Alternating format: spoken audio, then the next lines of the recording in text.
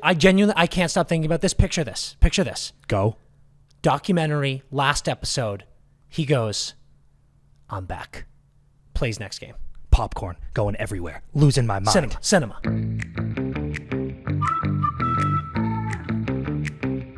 Ice is ready, and we are back with another episode of the Empty Netters podcast, brought to you by BETMGM. I am your host, Dan Powers, and with me, a man who is such a mess that his glasses are so dirty he can't even clean them anymore, the incomparable Chris Powers. Ass. Always. Why don't you get new glasses? They're disgusting. They cost money. But they're gross. You can't even see out of them. Yes, I can. You can't. It's when you put those glasses on, I'm embarrassed for you. That's how just gross and trash they look. There's just spots all over them, spots and scratches. And I know what you're going to say. You're going to go like this. It doesn't affect me. I can see perfectly fine out of them.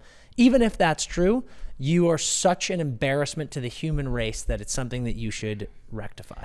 It's not true. I can't see that well. So it does bother you. Yeah. Oftentimes I'll be looking at something and the thing I need to be reading is right behind a spot. So I have to be like... Seriously? Yeah, to get around... Dude, you are such a piece of shit. To get around the spot.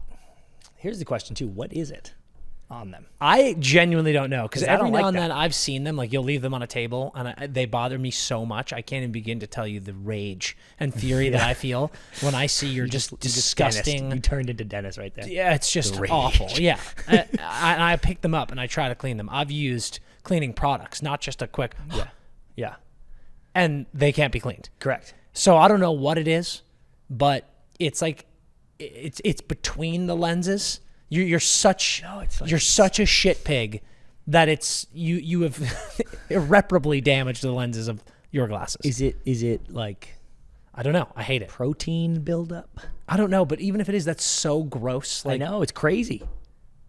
You need to just be better. I need to go to Warby. I got those at Warby. I need to go back to Warby. Warby glasses, famously like $95, I think. If Warby Parker is a good... They're not a sponsor, right? Not yet. Okay. If Warby Parker is a good company, you will bring those glasses there and go, what is this? And they'll replace the lenses for free. I genuinely feel that way. You think so? Won't they go, you bought these 8 years ago? Yeah, but if I were you, I would go, what is this? Like, your product is so bad that they're getting so destroyed and I can't do anything about it. Normal wear and tear, maybe. I would at least ask. Yeah, it's a good idea, actually. I would ask and I'd go, I have a very reputable podcast and I'm going to sewer you on it if you don't do this for me. After the season. What? There's a Warby Parker 10 minutes down the road. We don't have time. We don't have time till after the season. Speaking of time... What took you so long today, buddy? Wags and I have been waiting around, dude. You said, my flight lands at 3:30. I'll be there by 4:30 at the latest. It's 5:30. Well, I got here at 5. What happened? Nothing. That's how long it takes. Wags and I were having a conversation of what happened to you this time. Oh, dude, actually, nothing. I was so... Remember I told you I haven't had a flight. I can't remember if this was on the pod or not, but I haven't had a flight that just takes off on time and goes straight to the gate. Yeah. There's always either a delay or a like, oh, our gate's taken, and it's fine. It's just whatever. But it's like, yeah, this was on the pod. I did say it's on the pod. Dude, God bless the Jackson airport. But literally they were like, your flight's ready. And I was like, oh, great. And I just got on it, and then we took off, and then we landed, and then drove right to the gate, and I got off. And I was like, wonderful. You were like, what the hell? Yeah, truly. I was like, that was sick, dude. Reset that clock. And then, actually, you know what I think I didn't anticipate? Because I felt like I was just landing midday. Yeah. LA's such a rat city, dude. That rush hour is like actually 3:30. Oh, yeah. A bunch of frauds, dude. Bunch of fakers who don't actually work. Dan, because you're like, oh, at 5, traffic's going to be bad. But instead, dude, 3:30. Bunch of fucking rats. Everyone's getting ahead of rush hour. Yeah. And I'm like, it's 3:30. I'm just going to go work from home for the rest of the day. Rat. So, dude, I literally got... Because you know what you don't do? Work when you get home. We landed at 3:39. I got right off, walked to baggage claim, waited for the bags, got them. Boom, car. And then it was like this, traffic. 5. I was like, oh, it took a while. Traffic. So, yeah, dude. That's but nothing. I'm happy to report nothing bad happened. Good for you. Yeah. Sorry for you too, but good for me. No, it's okay. It's okay. There is another gripe that I have. We talked about our Airbnb gripes. Something came up this weekend, I think during Hockey Talk. It has become clear to me that decent sized of our audience thinks that I'm older than you. And that bothers me so much. I would say, though, it shouldn't bother you so much because when we meet people, that gets asked a lot. Yeah. And we're always like, yes. And they say you like 40% of the time. Yeah. So like, I only say it shouldn't bother you because it should have been expected. Well, the answer that I keep getting, people go, it's the energy. You have big brother energy. You do? Yeah. Which I'll take. That's not even why, dude. That's not even the right reasoning. That's definitely why. If you think that your old bag, wrinkled ass looks younger than I do, you're out of your mind. I do. But I just need people to know, I need them to know that you're so much older than me because it will add to what I go through. People need to, people go, oh yeah, Dan's dealing with normal little brother bullshit. But then when they find out that you're the older brother, they go, I feel so bad for what Dan deals with every day. What? I need people to understand my struggle. What? Yeah. It's awful. It makes it worse. That you're younger. And yet I have to deal with your dumbass. No, that should be your obligation. No, because that's what the obligation of the older, I should be able to be the dumb one. I should be able to be a clown. And you go, well, that's my younger brother. This kid was born into my life, and thus I took on the responsibility of dealing with him being a little brother idiot. Mm-hmm. Do you ever think about the fact that I was born and was a clown, and you were born into a family of clowns, and you just chose to not be a clown, which is your right as a human being, but then you can't get mad at the family for being clowns? Are you implying that our mother and father are clowns? Yes. That's tough, dude. They are. We are the same. I go home, everything's awesome. No. We all hang. They go home and they go home and they go, like, where do I hang my burgundy scarf? And everyone's like, I don't know, dude. Put it next to the 3 red noses stuck to the wall, dude. Why don't you put it there? And then we'll all go out to dinner and you can fucking be in a scarf. This is one of those situations where you're Billy Madison and you don't know it. Like our parents are like this, oh, here's our oldest son and his special interests. And you just, they warm up chicken noodle soup for you and make fluffernutters with the crust cut off. And you just think that that's normal. Yeah. But it's not. Why did you have to be different? Why did you have to be different? They're catering to your special interests. Yeah. And that's what you need to realize. Yeah. It's unbelievable. I see that you've got your nice St. Patrick's Day garb on. It's St. Patty's Day right now. Yeah. Not when you're listening to this, but for me right now. Got a green hat. Got my Celtic shirt. I wish I had more on, to be honest with you. I didn't have time. Happy birthday, Brett, by the way. Happy birthday, Brett. Happy birthday, Bobby Ryan. Happy birthday, Bobby Ryan. Happy birthday, Nick Lonzo. Where are we at on St. Patrick's Day? It's a great question. Can I be honest? Yeah. And this is I'm going to... Yep. Be careful. Be careful. You're going to hate this. Yeah. I don't... I'm wrong here. Mm-hmm. This is one of those ones where this is just how I feel.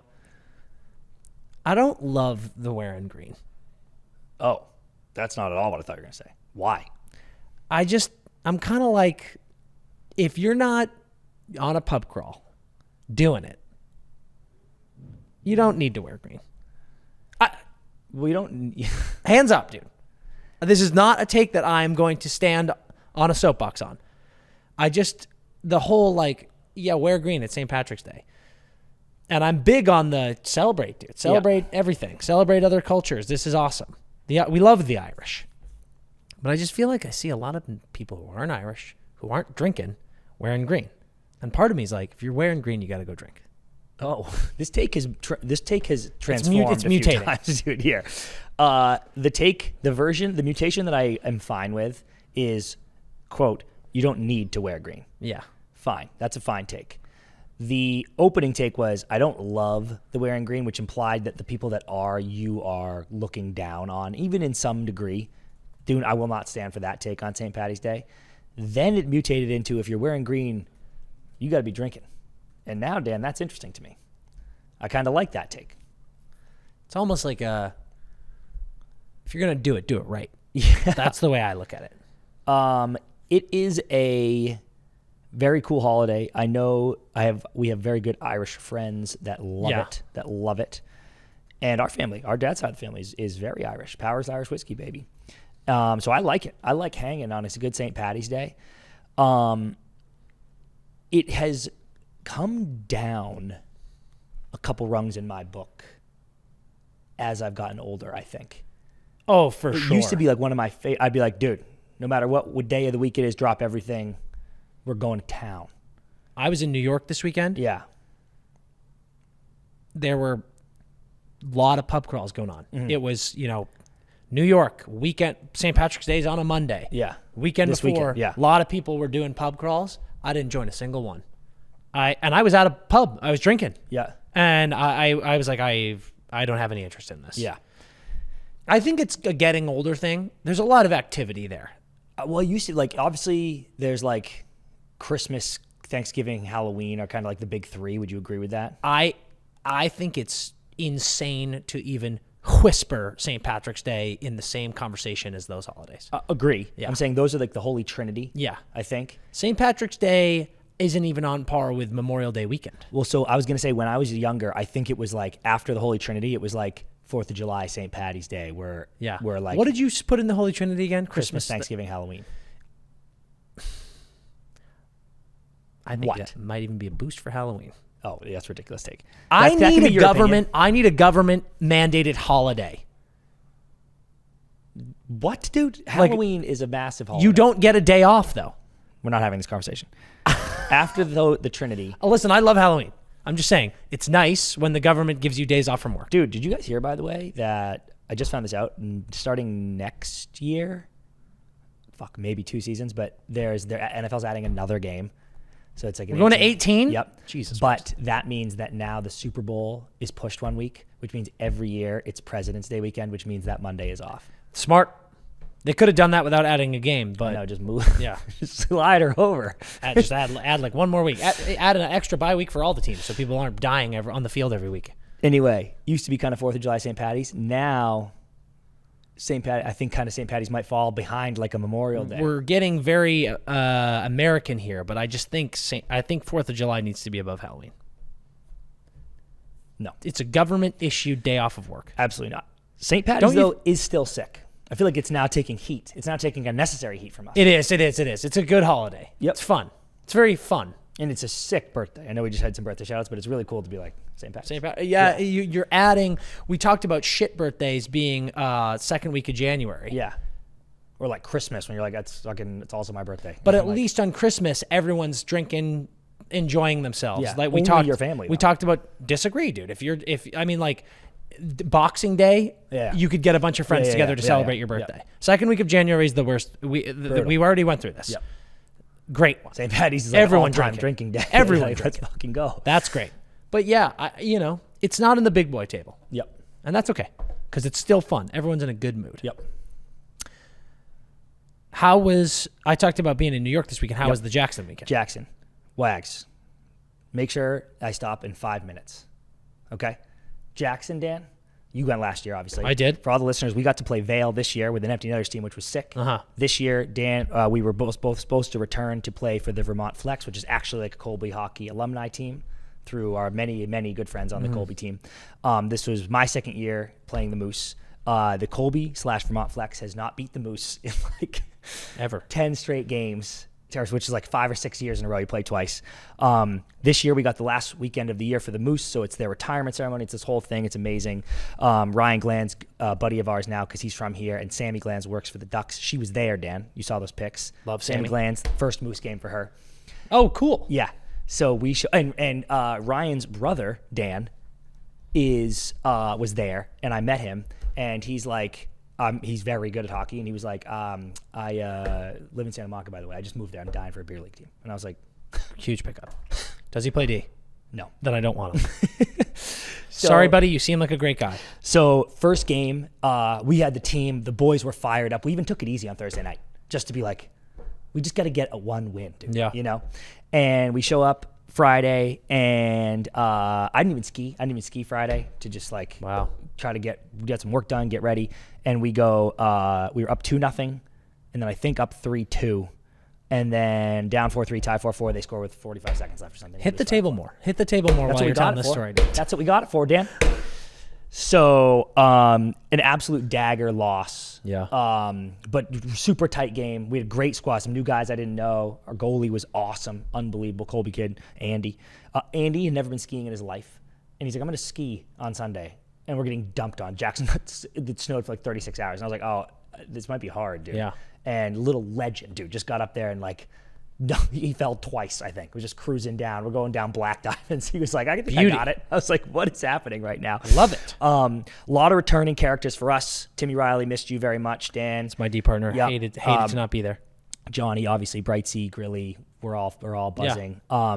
Keenan was doing what he always does. He thrives. This is a great spot for him. He might have emptied the tank too much, to be honest with you, though, on Saturday. Okay.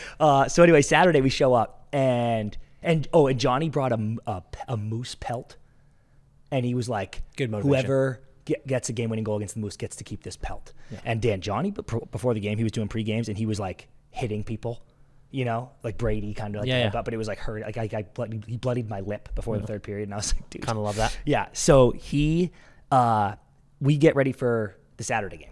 I'm like, we got to win. We were so close. And he goes, we always just kind of rotate who gets to start, so you all get to experience the announcement. Starting lineups. He goes, here's the starting lineup tonight. And he's like, the left wing, center, doing the whole thing. And everybody's like, come on. And then he goes, and then right off the draw, just so everyone knows, we're doing a line brawl. And everybody was like, wait, why am I starting, dude? Yeah. That is a fucking terrible idea. And Dots looks at me and he's like, was he being serious? And I was like, I don't know. I think so. Yeah. And Dots was like, dude, that is not what we want to do. Because that is going to set the tone that like whole we want to fight. And they're going to be like this, oh, you guys are fighting this year. Dude, yeah. Like, no. It's their retirement night, dude. Yeah. For their captain, dude. Remember that older guy? He's like 47. Played 18 years, 319 Moose games. Yeah. So, boom, opening draw, two fights. And, dude, both our guys come back. Perry comes back. Perry fought 16, which is psychopath. It's just ridiculous. Perry fights 16, comes back with a broken finger. Yeah, of course. And Berto fights some other dude who's like, Berto's taller than me. He fights the only dude on the team taller than him. Yeah. Comes back leaking everywhere. And I'm like, dude, we're losing. We're losing already. Sick moment by Bird, though. He rips his visor off his helmet. I was like, holy shit. There ended up being 3 more fights. That's so unnecessary. Well, he fought.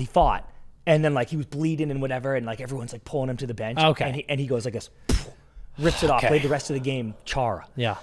That's cool. Crazy. So then there were 3 more fights throughout the game. Crowd was loving it, obviously. We went down, had a good push, come back, and then I had an empty netter. Yeah. But one thing that was really cool with, like, 10 seconds, or maybe 20 seconds left, that their captain scored. Our goalie was back in, like, legit goal, kind of a nasty backhand, and their whole bench cleared because it was just, like, his whole family was there, his daughters, his wife. If you're going to lose, very cool storybook way to lose to them. They put on an incredible show every year. As always. We will return. What a time. And, we'll get them. We'll get them one of these days. Maybe. The Moose pelt remains unclaimed. It's a very dazed and confused situation. They keep getting younger and we stay, we keep getting older. And they stay the same age, which is tough because they keep getting younger. Somebody was like, they're getting new blood. We're over here just a bunch of old dogs still playing. I was laughing that they must love when the Flex come. Every year they go, the Flex is here this weekend. 2 wins. Bring your girlfriends. The Flex is here. It's a blast. Fucking ridiculous. But man, thank you, boys, Jackson, everybody listening in Jackson. Thank you for hosting the Moose, the town, Cowboy Bar, dog breakfast burritos, MiscondUct, the pasta place across the street.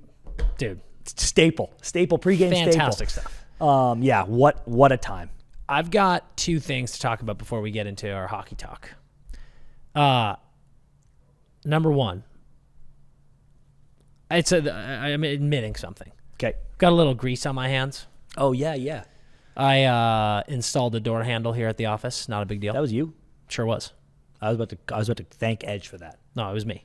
He also, no disrespect to Edge, he couldn't get the other door handle off, so he had to wave in the big dog. Came in, took it off, put a new handle on. So here's my thing. I'm a pretty handy guy. Yep. I'll pump my tires for that. You know what I've done my whole life that is embarrassing, and I'm going to admit it. Whenever I do anything manual labor-esque, I am the dude that likes it and is more or less willing to have some stuff get on my hands, face, body. Some smuts. Yeah. If I'm painting, a little bit of paint got on my hand. No big deal. Grease, dirt, grass stains. Yeah, you like it. Yeah, I like the way it feels and looks. Like if I look down, my hands are all greasy and dirty. I'm like, I've been working. Yeah. And I won't apologize for it, but I am putting my hand up admitting that there are people who are like, they see someone covered in paint and they're like, did you let that happen? Or did that paint actually get all over you? Yeah. And to me, I'm like, I let it happen. Yeah. I painted myself before. So I just want to admit it. Yeah. Thank you. Like when the grease got on my hands putting on the doorknob, I could have wiped it off a little more thoroughly, but I think look at it as a badge of honor. I hear you. I do it sometimes. Clearly not as much as you. But I do think it's important to let people know that you've done hard work. Let them know, dude. Yeah. That's all I'm saying. I want people to go, well, looks like you were painting today. Yeah. And I go, what gave it away? You're kind of Braveheart. I'm full on Mel Gibson and Braveheart. Oh, did I miss a spot? Just saying, it's kind of a move. And now here's my next hand-related question. I've been meaning to bring this up on the podcast for months. Genuine months. And I need to know if I am weird or if this is a thing that human beings do. Do either of you do this? When I am sleeping, getting ready to go to sleep, lying in a bed, about to fall asleep, and I maybe roll onto my side. I think that's definitely when it happens most. I roll onto my side, and I grab my pillow and maybe the blankets and the covers, and I get like tucked. Yeah. This is going to be a big visual component. So if you're not watching on YouTube, you should probably go to YouTube just for this portion. And then also subscribe and then go back. I go like this. Side, sleep, and then my hand and wrist. You're up the mountain hand or you're down the mountain hand? It doesn't matter. Oh. I'm so embarrassed right now if neither of you know at all what I'm talking about. Literally every single night, my hand and wrist goes like this. And like folds over in half. And I go to sleep. Like I like tuck my wrists down and like look at my hands. Yeah. They go like that. And I don't even think about it. And they just go like that. And the next thing you know, like I'm getting all snuggled up to sleep and I feel it. I feel like I'm snapping my wrists off, but I'm like, why did I do that? And why do I do it every night? I think it's a thing. I think if we put this on the internet, people will be like this, oh my God, I do that too. And it might come back and bite me in the ass. This might be like an autism thing. And there's nothing wrong with that. There's nothing wrong with that. But it's just saying like we might be learning some stuff about me that we didn't know. But I'm telling you, every night when I'm like, I need to get the covers up and like my pillow, my two little wrists just like fold in. You become a raptor. Like a praying mantis. You become a praying mantis. And I just go like this and I go to bed. And it's like against, like if you do it like against the mattress, it feels nice. Yes. And like you grab your covers and you just go, look. And I just fold my little wrist in. I definitely don't do that. You've never done that? No. And I think there's a chance that it is a thing, but if so, it's because, dude, that sounds like some in the womb shit. Like this sounds like you developed like that, and then that's how your body knows to be safe. And maybe other people had that in the womb shit, but like that's where that came from. It's do you definitely do that? like. Do you do that? It's fucking crazy, dude. Like, what are you talking about? I thought you were gonna say you put your down the mountain hand under your pillow, and I was like, yeah, no shit, dude. We all do that. And then you went raptor. It's definitely like a from birth. Yeah. But I'm telling you, If I push your hands forward, will you just fall asleep? That might be. That's a finisher. Boom.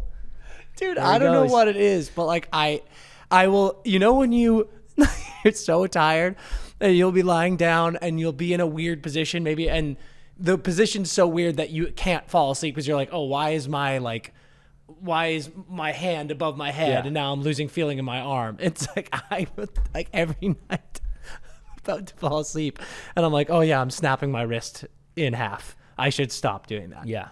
We can get you a brace, dude. Get you a brace. All right. So neither of you do it. No. Okay. Well, we can move on to let some. us know. Praying mantis sleepers. If any of you, There's dozens of like us. I need to, we borderline need to make a clip about this because I need to know if people do this. But it's a thing. I'm telling you, it's a thing.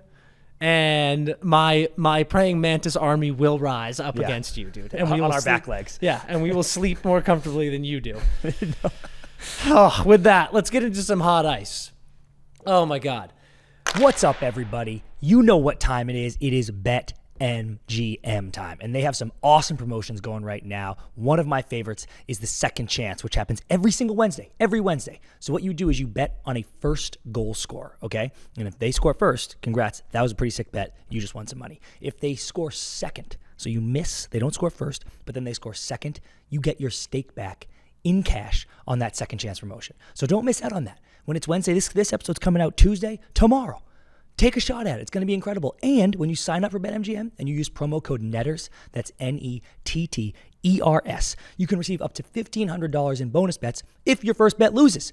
You don't want to miss out on that either. So go get that BetMGM app, use that promo code NETTERS, and get in on some of this action. Gambling problem? Call 1-800-GAMBLER. Call 877-8-HOPE-NY or text HOPE-NY for New York. Call 1-800-327-5050 for Massachusetts. 21 plus only. Please gamble responsibly. Call 1-800-NEXT-STEP for Arizona. 1-800-BETS-OFF for Iowa. 1-800-981-0023 for Puerto Rico. First bet offer for new customers only. Subject to eligibility requirements. Bonus bets are non-withdrawable. In partnership with Kansas Crossing Casino and Hotel. See BetMGM.com for terms. U.S. promotional offers not available in New York, Nevada, Ontario, or Puerto Rico. Hot topic over the weekend. I think it was Thursday or Friday. I think it was Thursday. Thursday night game. Connor Bedard in a game against the Sharkies gets a 10-minute misconduct for official abuse. I tweeted about this and made a couple of points. Tweet was generally received very well. People were like, yep, agree. But let me tell you what, dude. Got some really, really butthurt. And maybe one, it was probably like 20 butthurt young, primarily young Chicago fans. And what was so funny is some of these fucking doorknobs were going, I'm not even a Blackhawks fan, dude. And then I click on their Twitter profile and it's just like from Illinois. There's like a Blackhawks jersey in their profile. Yeah. And I'm like, why are you lying to me, dude? Like, why are you even trying to lie? One click away. Who just like called me a boomer. Which you are. Which I am. But I have never been so disappointed in the lack of valid points. There was like this one kid who came in so hot, follows us, and was like, you're a piece of shit podcast. You and your brother are such moron idiots. I'm like, don't bring Chris into this, dude. He didn't do anything. But I love, like, he says that, and I'm like, you follow us. Yeah. You fucking loser. Like, what is wrong with you? But just a lot of really funny young twats getting mad about it. Yeah. And then when you make good points, they just refuse. They're like, boomer, based. Fucking whatever all these comments are, and I'm just like, all right, dude. Yeah. Like, just grow up, go fucking wipe your bum and have a nap, and you'll be fine. Yeah. What happened was there was a run of play. Connor Bedard has been frustrated all year. Yeah. This is not news. He has consistently been frustrated. We see it on the ice. We see it in interviews. We hear stories about it. This is not an opinion. This is something that is just happening. And if you can't accept that, you need to grow the fuck up. There's a play. 17 talks. Dude. He gets tripped. He goes down. There's no call. He gets up. This is the facts, folks. This is what happened. He gets up. He screams at the ref. Skating down the ice, screaming at the ref. He gets to the bench, stands on the bench, leaning over the boards, screams at the same ref. Screams and screams and screams. Then, whistle's blown, play's dead. The ref comes over to talk to him and says, hey, what did you see? Like a good professional ref does. Connor Bedard proceeds to chirp and scream at the ref again, and then the ref went, okay, dude, get in the fucking box. What do you think about this situation? I think that hockey is unique in that the officials are so down to clown.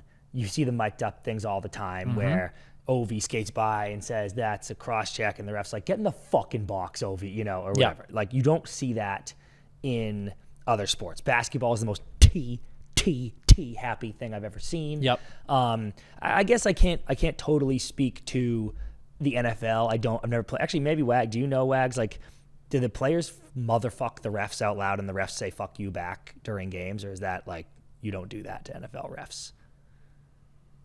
It depends. I mean, it happens a little bit, but it's not as common as Yeah. like other sports are, because it becomes like a bad penalty. Yeah, right. Yards now instead of just like Right, and in hockey they kind of are like, yeah, we'll scream at each other real quick. And same with baseball, like you can do it, but then you get tossed. Like it's like part of the thing. So the in the defense of Bedard, Dan, I will hear that it's like where's the line? Like when can I motherfuck you out loud? How come I could motherfuck you out loud yesterday and today I couldn't maybe? Famously in Bull Durham, he's like, call me a cocksucker and you're out of here. And every time you're a cocksucker. you're out of here. Oh shit. Every time you call me a cocksucker, you're getting tossed. Every time you don't, you can stay in the game. Yeah. The ump can't change, right? Yeah. So in the defense of Bedard, I'm sure this isn't the first time he's been screaming at a ref without receiving a 10-minute misconduct. In defense of what happened and of refs everywhere, I'm okay with a shut the fuck up, like a rip at me, shut the fuck up, and if you come back, then you're getting 10. Yeah. And that's what happened here. Yep. So I'll live in this. I'll live in this NHL. I think that they're fucking human beings. And by the way, dude, they're so good. Refs, NHL refs are so good. Like people get so mad, but it's like they're fucking eagle-eye freaks. But missed calls happen all the time, even with them being this good. So going up and going, hey, missed that one, isn't like a rare thing. This happened. You should expect this as a player. And then you should respect him and go, thank you. Thanks for saying that. Fucking be better, whatever. Quick chirp. Move on. Dude, and it's just a lesson in maturity. And I'm not being like, Bedard's immature. He needs to grow up. It's just part of being a pro. And what pisses me off is it's such a childish take to go, oh, the ref's on a power trip. Oh, he's this, he's that. He can't be missing calls. There's 20 missed calls a game, dude. It's pro sports. It is what it is. And yeah, if you hate that call and then the ref comes up and talks to you, which they don't have to, by the way, but the fact that the ref came up to be like, hey, what happened? What did you see? You don't go, fuck you, you suck. I'm paraphrasing. You maturely be like, dude, felt like that was a pretty clear trip. Just like, I'd love that one next time. Yeah. I guarantee you 10 times out of 10, a ref will go, yep, noted, got it. And that helps you not in the game, but it helps you moving forward in your career. So there's just a number of elements where I think so many fans, Blackhawks, and listen, I understand being frustrated for the kid. If you're a Hawks fan, if you're a Bedard fan.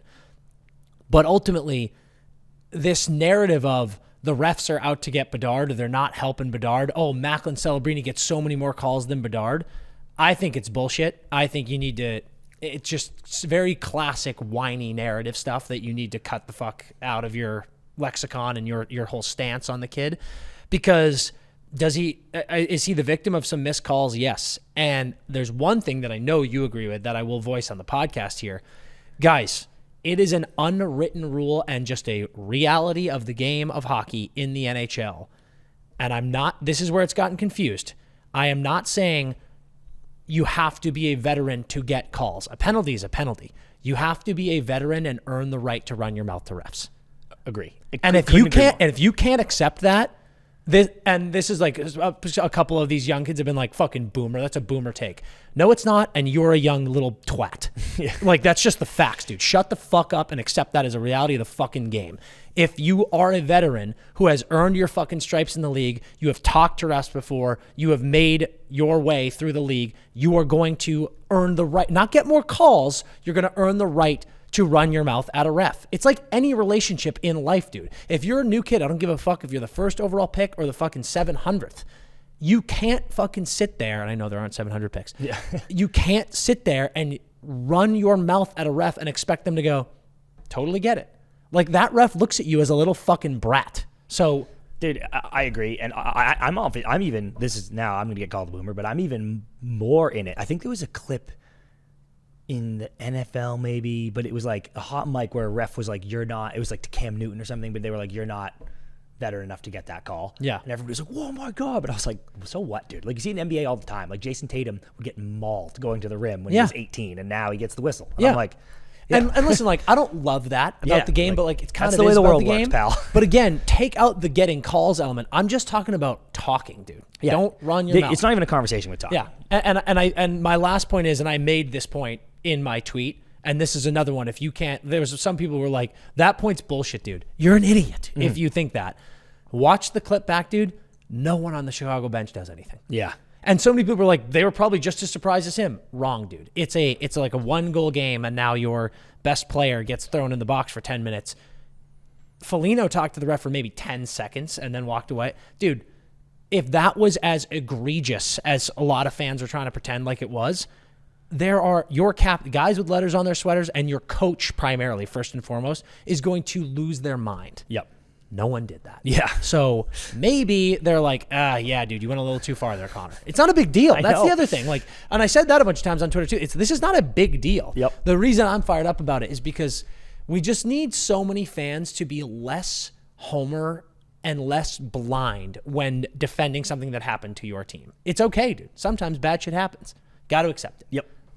And that's, unfortunately, the reality of this situation. Let's move on from something bad to something very, very good. Something possibly incredible. Today, March 17th, St. Patrick's Day of 2025, Gabriel Landeskog is practicing in a non-contact sweater. That is not a red sweater on him, sir. That is a blue sweater. He is practicing, moving around, participating in drills, scoring goals, looking beautiful. What is going on? Out of fucking nowhere, too. Out of nowhere. I actually was with the boys this weekend, and obviously when I get together with the guys, they want to talk hockey because, we have a hockey pod. It's actually sick. Yes. You should go listen to it. And everybody was asking about the Avs and all the moves in the Central, and someone asked me about Landy, and I was like, it feels like he's done forever because he kind of made a push this year. Dan and I were talking to some guys within the Avs earlier, and they said it felt like it was a maybe. And then that went back down to a no, and that's where I had it. So I was like, yeah, no, you'll never see him again. I wake up this morning, he's first line center. And I'm like... He doesn't even play center. Yeah. He's just playing center. I was like, oh my God, dude. So that was fucking nuts. Yeah. We've already put feelers out, obviously, to some people who will keep us posted. Yep. It would be so sick. Oh my God, dude. Beyond so sick if he came back. Here's the thing. I have all year, we've kind of talked about this, and I've kept this childlike wonder alive in my brain and my heart about Landy coming back. And then I'd say the last 3 months, I've done a temperature check and a reality check on myself, and I've been like, Landy's not coming back, dude. Landy ain't walking through that door. Yeah. Well, Dan. But brother, let me say this to you. Are you telling me that the Colorado Avalanche went out and they traded and got Martin Necas, they got Jack Drury, then they go out at the deadline and they get Brock Nelson and they get Charlie Coyle, and then they do something like this. They bring back EJ, Eric Johnson, one of the OG boys, one of the trio. He comes back, and then a documentary about Gabriel Landeskog drops about his return to the game. And you're trying to look What's it me called? Clean slate? You're trying to look me in the face and tell me that he is not making a comeback. You're trying to look me in my eyes and tell me you don't like my necktie. You're going to spit down my throat and say that he's not coming back into this lineup and helping them win another cup. That's what you're telling me? Dude, Landy's coming back, dude. What's fucked is it felt like the moves they made were because he definitely wasn't coming back. So they're like, okay, well, I thought we were getting that, so now we need to do this. But dude, they just got we can win the cup. They just got a bunch of centers. And then it turns out now they got Nate Dogg. Now they got Brock. Now they got Coyle. 1, 2, 3 down the middle. What didn't they get? Wings. It turns out, dude, he needed a dangling carrot to on his recovery, which was a cup, a dangling cup. And the last couple years, while good, they didn't quite have a cup roster. And he was like this, I just didn't have the motivational push. And then they go like this, what if I told you that we got Necas and Brock Nelson and Coyle and Drury and EJ back? How's your recovery going now? And he goes, how does the knee feel? The knee feels just fine. I'm ready. They need to get that thing from The Dark Knight Rises that straps to Bruce Wayne's knee. Pins and needles insert themselves into the side of his leg. And then next thing you know, he Hayukin kicks a brick wall and smashes it down. Like, put Yeah, that on. Is that the beginning? It's, yeah. Because the doc's like, where have you been? He goes, there's a problem with the cartilage in your knee. He's like, is that terrible or something? He's like, it's not there. Yeah. That's what's happening to Landy. Yeah, right. He should do Put that. that dude. thing on his knee. That's got to be real. There's no way they made that up for the movie. Dude, That's a real thing. we should get that. And put it on him. Yep. It's just a brace. Just a brace. There's a few more games. It's not a performance-enhancing drug. It's just a brace. So he comes back with that on. Who beats them? No one. Nobody. Does even they lose a game? I'm telling you right now, I don't care if he's only 40% of himself. If Landy comes back into this lineup and the captain is on the ice, that was straight from fucking Mystery Alaska. Yeah. Burt Reynolds. Yeah. If I coach, then the captain's on the ice, Yeah. dude. If the captain is on the ice and you think anyone is beating that Colorado Avalanche team, they got Blackwood in net, dude. Blackwood showed up, and all of a sudden he was fantastic. He was the Blackwood that everyone in New Jersey was like, is this guy is he a starting tendy? Yep. That Blackwood showed up in Colorado, and he's been there. He's been doing it. And then they make all these moves. Nate just looks like fucking prime Peter Forsberg. And all of a sudden, Landy's coming back. It is just so cheeky of them to drop this documentary. And I genuinely, CP, I'm telling you, I'm pretty sure this thing's coming out episode by episode. Whatever the final episode is going to end with him talking to camera, and he's going to go like this, something along the lines of, it's been a long journey, and I'm happy to say I'm back. I mean, and then that night, he's going to play. You're so right, because we make this comment all the time when there's like what was a really good example of it? Maybe it's like Tiger King or something, but there's these docs come out when I'm like, why were you filming this stuff? Like, it becomes a story. You know what I mean? Like, docs come out that people have just been filming for so long. Like the Jinx. Yeah, dude, but no, good one where I'm like, What compelled you to be interview this filming? man Yeah. now, and he just happens to forget he's wearing a microphone and admits his and guilt then in like, the we have bathroom? so much content because we were filming this thing, Yeah. and then something happened. And I'm like, Oh yeah, they're doing it for the vibes, dude. Little motivational push for the boys. We're just gonna do a Landy doc. and then Bullshit. And then, dude, this doc is such utter trash. If he's like this, And I can't play. I'll never play again. As my recovery has sucked, I'll never play again. I'm telling you, it is a, and also, dude, that Facebook documentary that came out about Tom, yeah, that was the Philly year. yeah. I'm telling you, and this feels so wrong. I'm telling you, he was thinking about retiring Yep. if he had just won that Super Bowl, and then he lost, and he's like, well, I have to come back. Yep. And win 10 more. He did win 2 more after that, didn't he? He won. Yeah, he won the Rams Bowl, and then he won in the And then the Bucks, with yeah. Tampa. Jesus Christ, he's the best man who ever lived. And then Landy's a short second, dude. And then, because dude, this doc only makes sense if he plays again. Otherwise, has it's an to play again. embarrassing piece of content. So He he has will to play play again, and then they will win. Oh my God, that would be. We are all Colorado Avalanche fans if that happens. Oh my God, dude. Let's talk about another elite winger in the league, Leon Draisaitl. You're all boned up for Leon. 18-game point streak. Broke the 100-point barrier. Only Nate's done that. He's at 101. He's almost caught Nate. He's almost caught Nate for the league lead in points. The Oilers, here's what I can't figure out about the Oilers. Last 2 years, really, because 2 years ago, McDavid went nuclear, right? Yeah. Wasn't that his, like, 160 Yeah, or whatever the fuck? Yep. 2 years ago, McDavid goes fucking insane. Last year, he had a monster year still. This year, you got Draisaitl having an insane year, like a few of us picked for MVP. How could he win MVP? He's not even the best player on his team. How could that happen? Would you look at that? Dude, there's an arc. I know we both said it, but I have an archived post Me too. preseason on the page. BetMGM. How are you? Best money in Vegas. Leon Draisaitl Hart Trophy. Boom.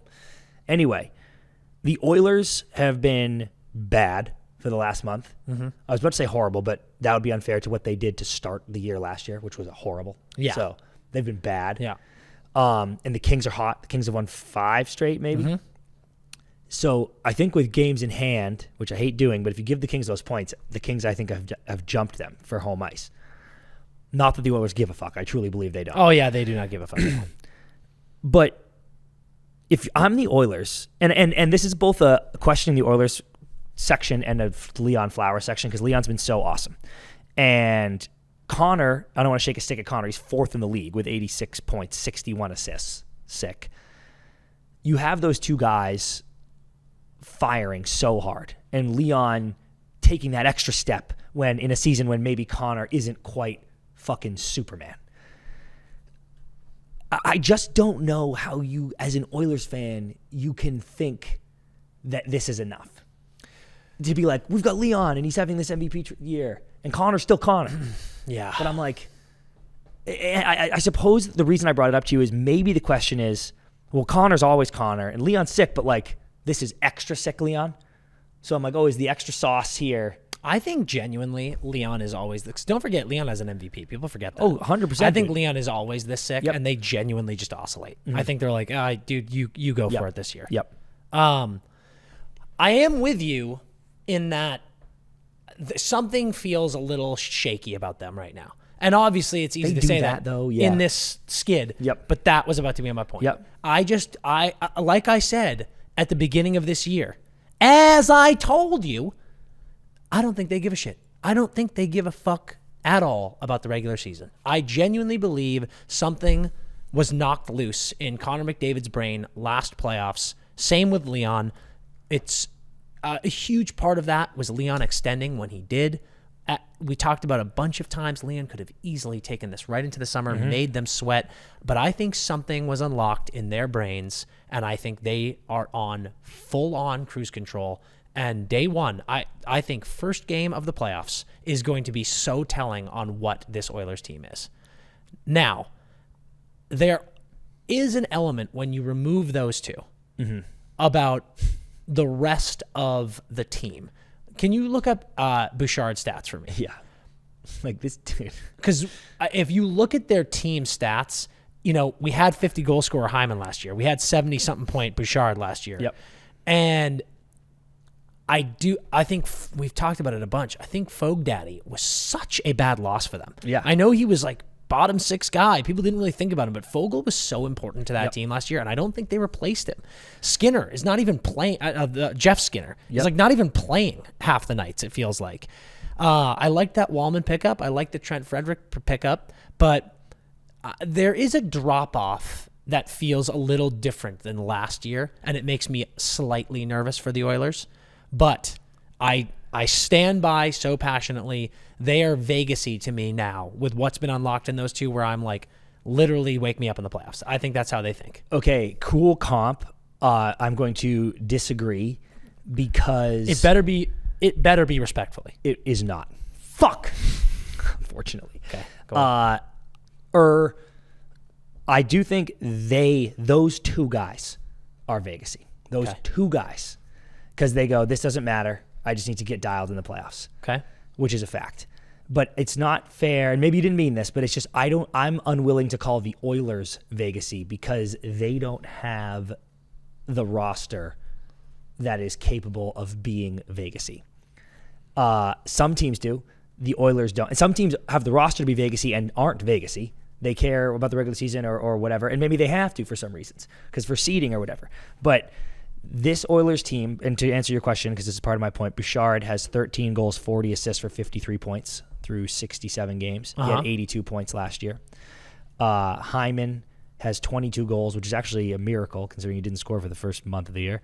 But he has 22 goals, 15 assists for 37 points, down from his 77 last year. Draisaitl, 101. McDavid, 86. And then Bouchard, 53. RNH, 42. Hyman, 37. That's your top 5 scorers. Yeah. Zach Hyman has 37 points. Before I go too crazy on that, like who do we argue is really deep? Dallas? I feel like I say that a lot. Dallas, Colorado, definitely. I'm looking this up for the first time. Yeah. So as far as like points, yeah, like I'm like, Yeah, that's yeah, some depth yeah. scoring there, right? yeah, I mean, Let me see if I'm wrong here. Hold on. We kind of always do this. There's always a drop off. That Yeah, is no, one so of I'm the kinda interesting wrong. fallacies. Is like Vegas was a good example when Ikes led the team with 67. It was everyone was kind of in that 40 to 60 range. Yep. And that just showed their depth in such a strong way. I think Florida last year was another really good one. You had Reinhardt, you had Kachuk, you had Verhaeghe, you that's a had good one. Barkov, you had Montour had a great year. Forsling had a great year. So I think Florida's a good example, but yeah, No, but like you're right. I think it's Sam Bennett 45 points as their 5th leading Yeah. scorer versus what I say 37. Yeah, 37 for Hyman. But I think it scares me. Any team that's like this, like Edmonton, that's so top heavy, you just got to stop those guys. And either you do, or they're so good that they can't be stopped, and maybe they clip you. Yeah. And if I'm going to say that about any two guys, how could it not be these two? You know, so it's part of me's like, all right, never mind. They'll be right back in the final. But it's just tough. This team, to me, doesn't look like they're better than last year. And I don't know that this Draisaitl season changes that. Yeah, you're spooking me. That was a good disagreement. And They I have think the horses to be Vegas. And I think it comes down to what I said.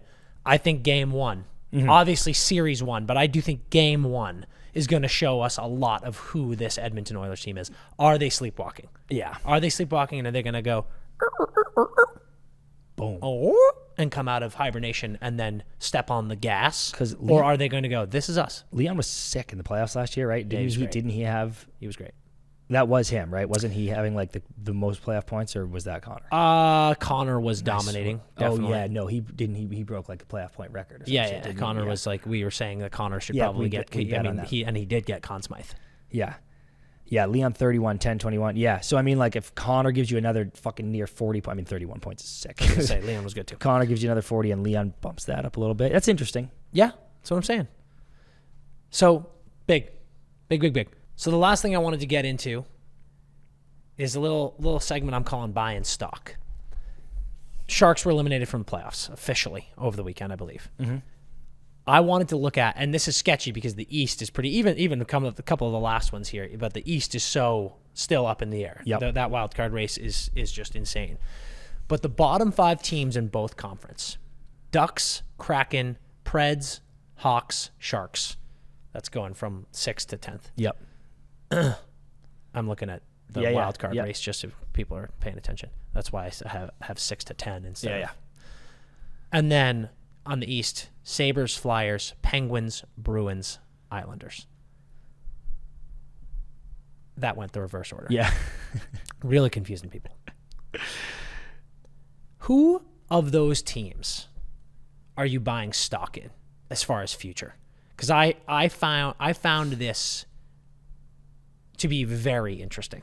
And it is really, it's particularly interesting to me. When I'm looking at these teams, usually you look at a lot of some of the bottom dwelling teams, and we've talked about how important goalie has become in the NHL.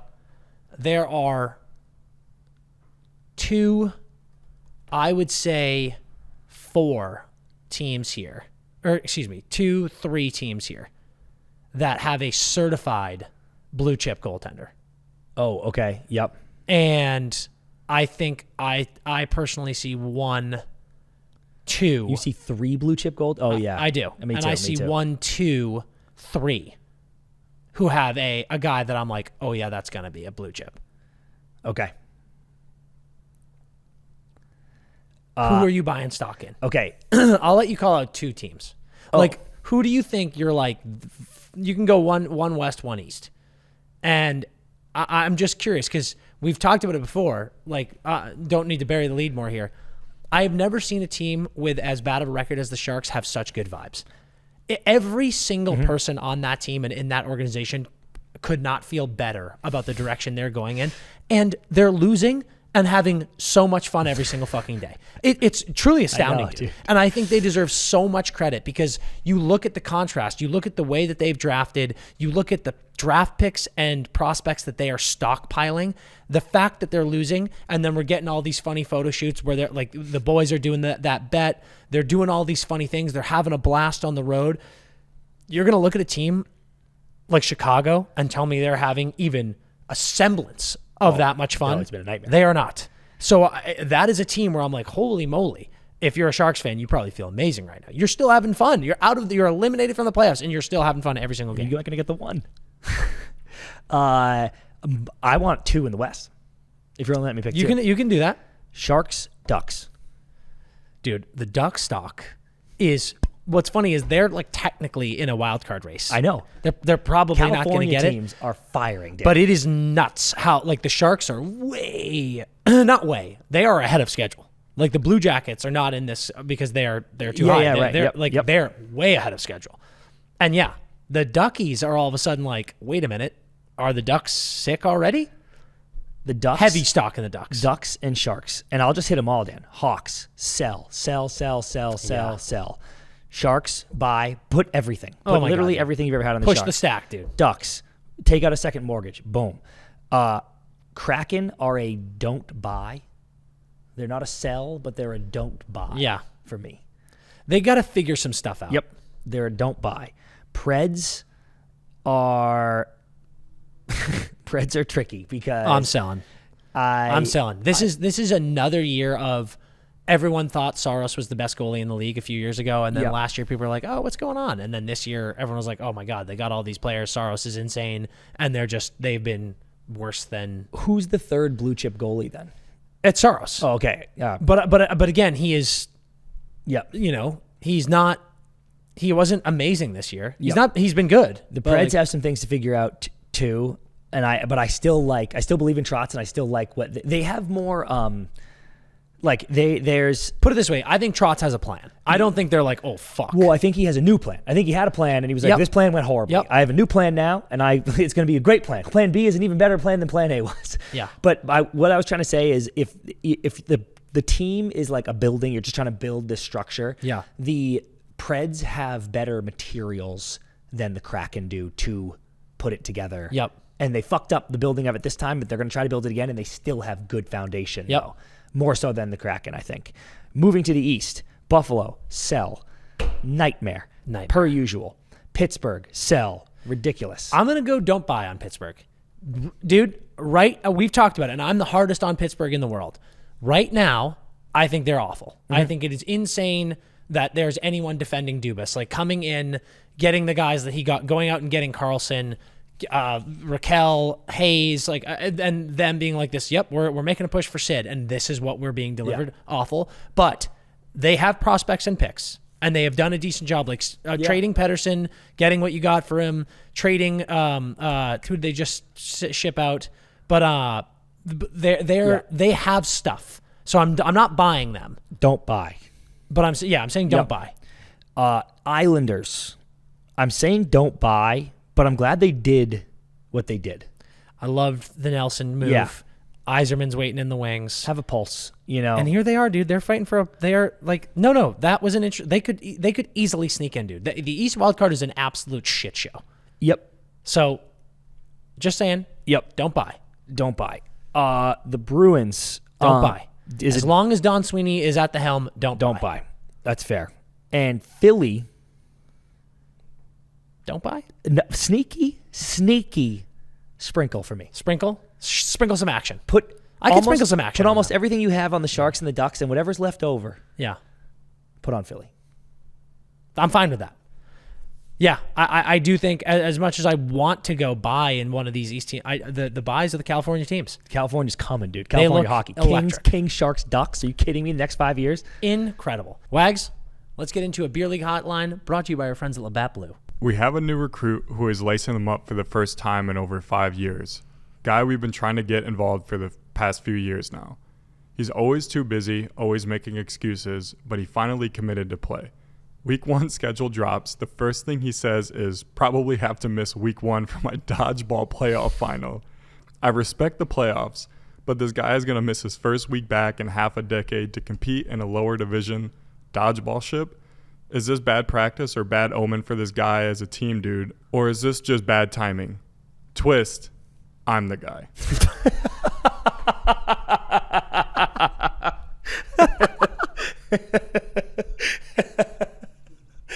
Jesus, dude.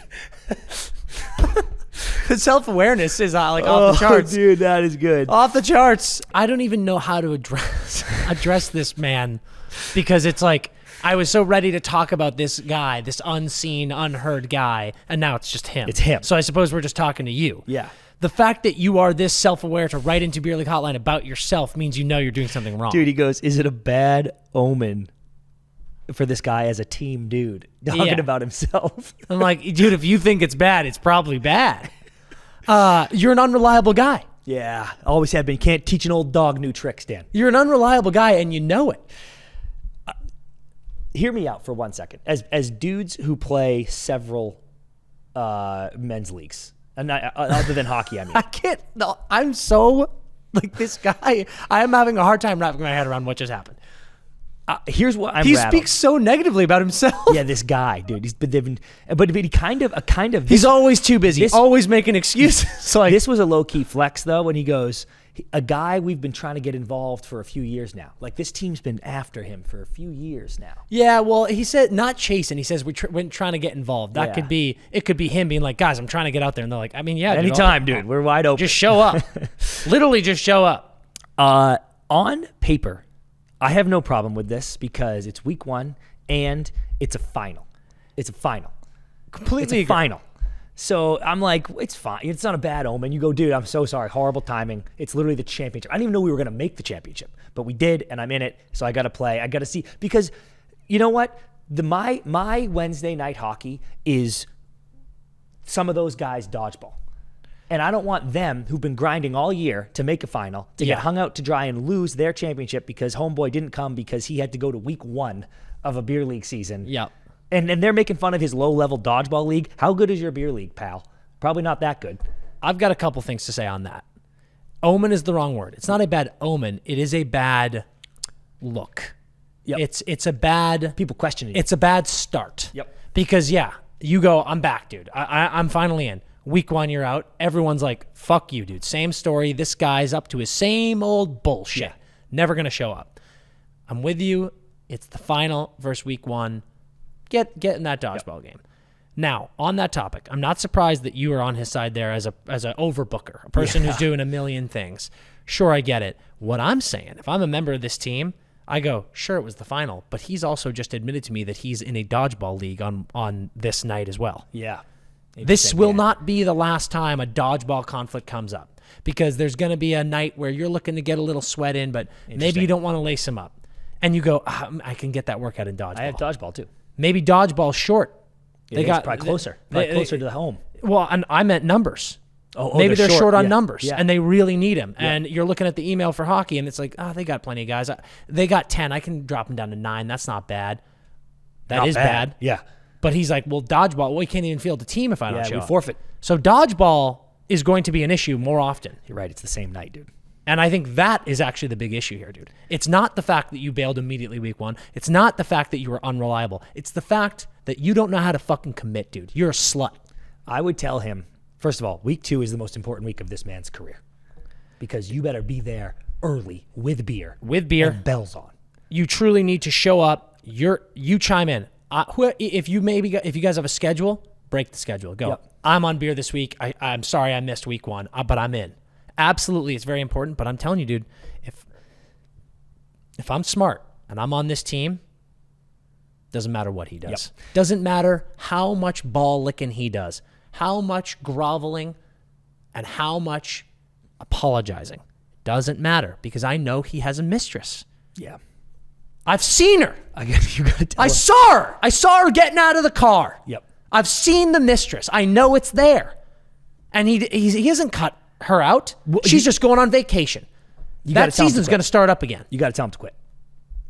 So long as he is in that dodgeball league, you cannot trust this man. Agree. That's what I'm saying. He has to go. Next season starts week 3 of the hockey season, but don't worry, I'm off that team. Win or lose in the ship, It's your last game. it's Enjoy my it. last game. I'm now committed to whatever night this is. Let's say it's Wednesday nights. Wednesday night is now hockey night, fellas. Yeah. Unless I get that, and unless I see receipts, because this man can't be trusted.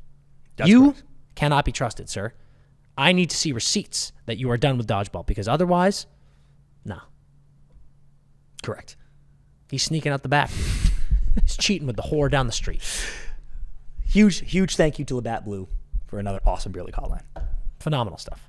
Okay, now doing some odds from BetMGM. We're going to do it a different way this time. We're matching 5 things.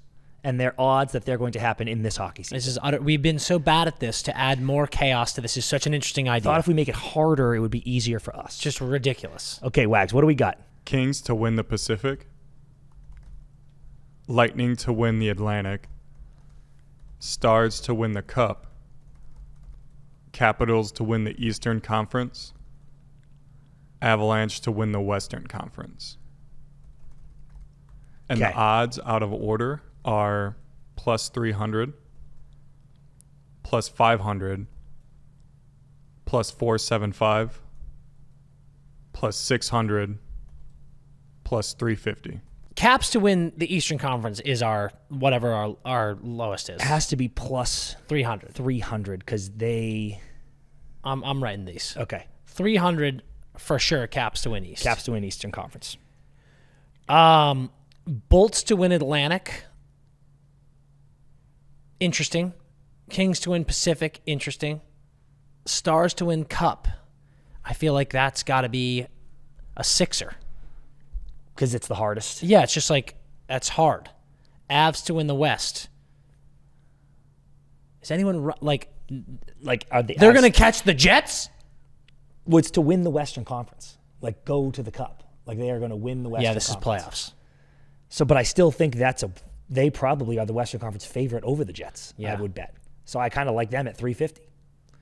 I mean, Caps to win the East might not be 300 now.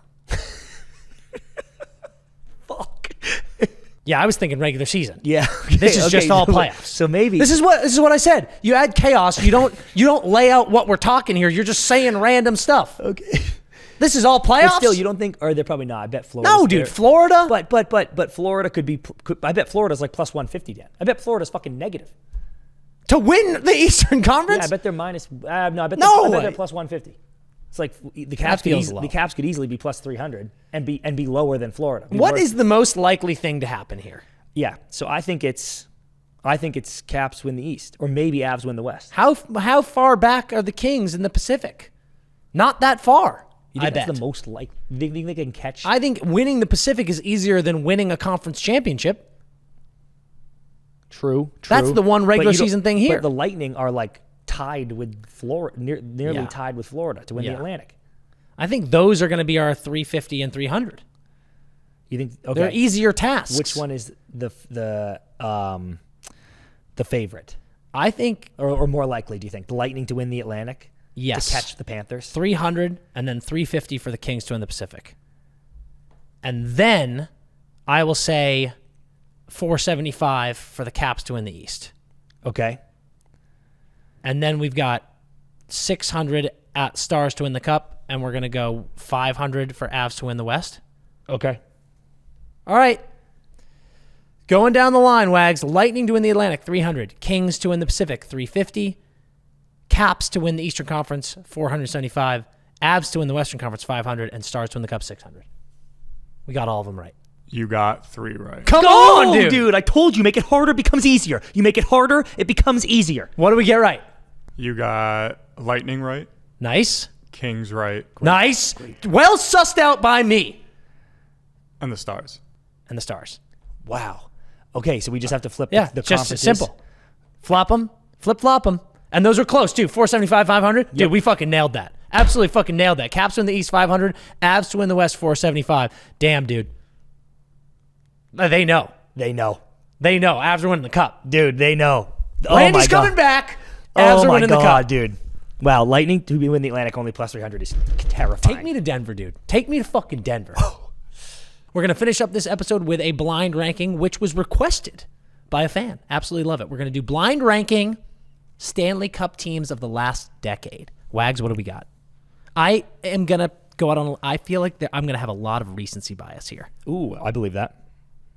2015 Blackhawks. That's got to be the... God, the Blackhawks won the Cup in 2015. Is that the worst of their 3? Yes. They beat the Bees. In my opinion. They beat the Flyers. Or in the other order, but Yeah, it's yeah, going yeah, backwards. yeah. Who did they beat in 2015? I don't know.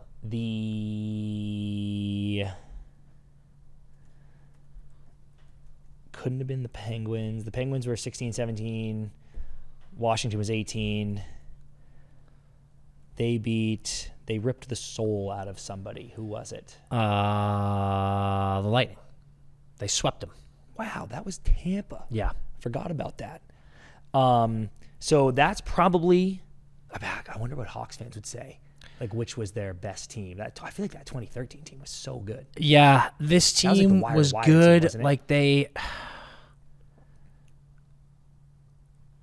maybe we have to Keith was respect still them buzzing. as like a fucking third crown in the dynasty.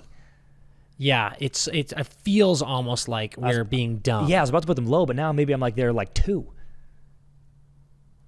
It feels like we're being, and this was like early Tampa. Like Tampa's getting good. Yeah, but in terms of your comment about recency bias, I'm already thinking that some of these recent teams are better than that Hawks team. So now I don't want to put them that high. Like they had Sharpie, Teravainen, Taves. I'm obviously Taves. Yeah. The 13 team was better. The 13 team was better. Yeah. Maybe it is a 4. Maybe I'm all the way back down to a 4. This team, damn. This Blackhawks team is very good. And I think, And I can't, I'm with you in that. Are we disrespecting them 'Cause I'm like comparing them to 2010, themselves. 2010, That's not 13, fair. 15? Because these guys weren't old, right? Like, I don't think so. you know, But they how were old like, is that how must old is have been- Kaner right now? 38. Is he that old, Jesus? But that must have been the end of their window because they got bad like pretty quick after that. Patrick Kane's 36. So that means 10 years ago, he was fucking 26 years old. How did they get so bad? What I don't happened? know. This Blackhawks team was good, but I like some teams better. 4? Maybe 4. This is where I said recency bias. Maybe 2. Maybe 1. No, absolutely not. I don't think that, but I hate it. I am going to go 3. God damn it. Okay, 3. 3. 2024 Panthers. Wagon. You knew when the season started they were going to win. Like it was like that's the best team. I think realistically, when I think about these 10 teams, I like one better than them. And I don't even, should I tell you who? No, don't tell me who you think. I'm not But going to tell you who I think, but should I tell you who I think it's not? Sure.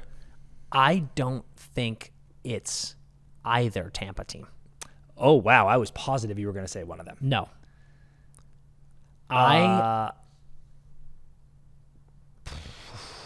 With Vasi, it's so crazy. And- We should have gone fucking 4 for Chicago, dude. Fuck. So you want to go 2 here because you have one think lurking? so. I think we might regret this, but Like, do you like either Pitt team? I don't want to give it away. Do you like the Cappies? Do you like the Blues? I don't want to give it away. I'll go 2, but I might regret this. Oh my God, that 20. If we're counting, because we don't have a 2025 winner, so we are counting the 2014 Kings team. They were sick. I know, but dude, the Panthers are wagon. 2. You want to go 1? No. Okay, 2. 2. 2021 Tampa Bay. Fuck. Like so good. Oh, dude. Because that's their second, right? 2020, Yeah. they won in the bubble. Yeah. 2021, nasty, wasty. Disgusting team. One in fucking Beat Dallas, right? so good. Vasi, Hedman, 4. Stammer. I mean, it's 4. It's 4. They're not. Oh, one. yeah. Fuck. We took 3. Yeah, we took 3. Dude, this is a tragedy. We have to go 1 there. I don't know, dude. That Blackhawks team is so good, and I don't think they're better than Florida last year. I really don't. Me neither, but they're not. Fuck. No, because now we're disrespecting recency bias. I know. 4. 4. 4. Fuck. 2014 Kings. 5. 5. And that sucks, but that's also right. Yeah. That's Yep. also right. 5. Let's go with 2018 Capitals. Awful fucking list. Terrible list. That Terrible team was dope. No, dude. No. That team was dope, No. but absolutely not. This list is an absolute disaster. Wow, dude. Who got was your cocky. team? I think the 2022 Avs team was fucking putrid. Where would you have had Vegas? I think above Chicago. Maybe not. Maybe above Chicago. Yeah. But then also being like that Vegas team is better than Tampa. All these teams are so good. So deep. Except That the Blues. Vegas team. Fuck. Brutal list. Brutal list. I hate everything about what we just did, and I apologize. That's it for us this episode of the Empty Netters podcast. Sincerest apologies for that list. We will see you in a couple days. We're going to have some fun guests for you coming up here, some more fun games, as always. And we will see you next time. And when we do, make sure to skate hard.